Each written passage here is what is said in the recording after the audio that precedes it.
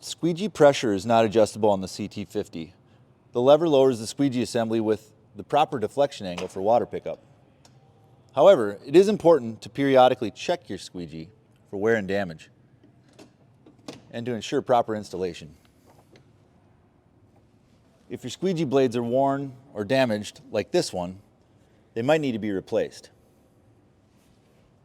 Here's how to replace or flip your squeegee blades. You're going to start by removing your vac hose, and then loosen each of the 4 yellow knobs.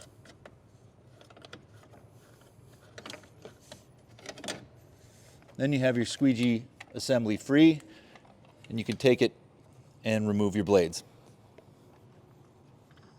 To replace or flip your squeegee blades, loosen the nuts on the outside of the assembly until the squeegee blades are exposed.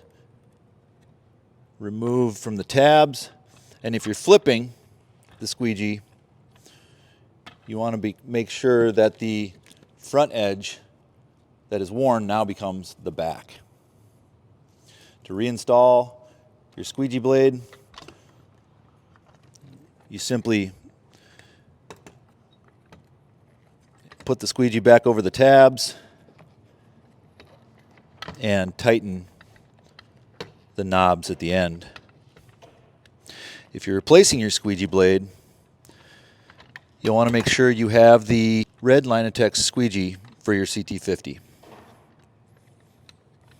Tighten the knobs. Make sure it's all installed straight.